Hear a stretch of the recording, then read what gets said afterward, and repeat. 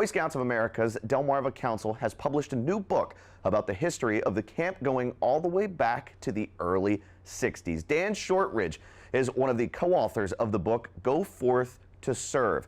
He's a scouting volunteer from Delaware. Dan, thank you so much for taking time to talk with us this afternoon. Thanks for having me. All right, so Dan, you have some firsthand experience of the camp.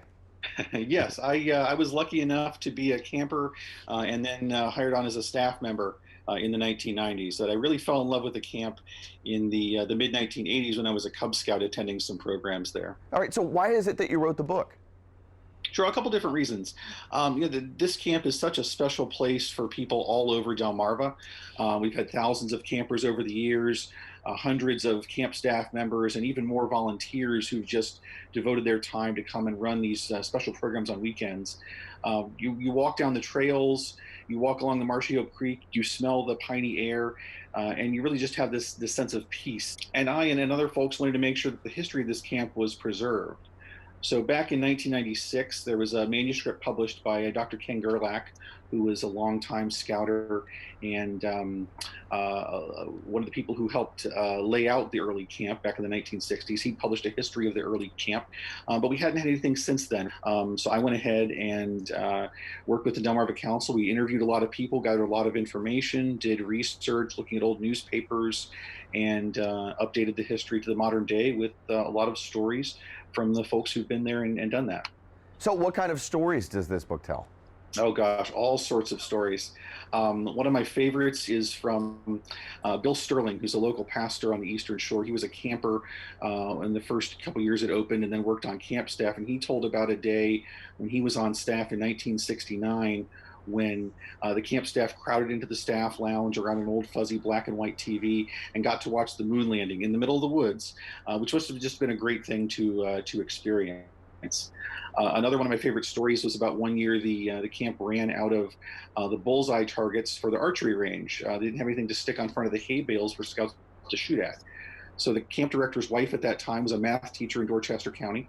They went rummaging through her recycling bins and stuck a bunch of old math homework up in the hay bales of targets, which the scouts just loved. That's fantastic. Well, unfortunately this year there is no camp because of the pandemic. So what's happening there now?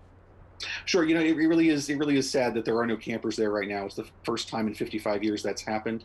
They have opened it up to some local troops and family members for camping on the weekends. They ran a very popular virtual camp program this summer, which is great, kept some folks engaged.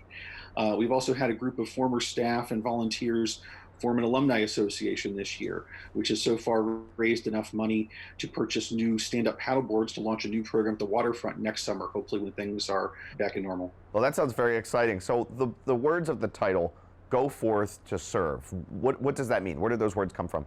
So those are the words at the top of the camp gateway, which is just such an iconic symbol of camp. Everyone knows it. Everyone walks underneath it.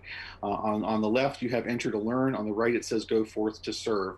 And I just thought those were a great reminder of how service is really at the heart of Scouting's values and what this camp tries to teach. So Dan, before I let you go, I want you to kind of tell the people who may not be familiar with the Scouts what kind of bond is built over time. I remember as a Cub Scout, there was almost like a brotherhood there.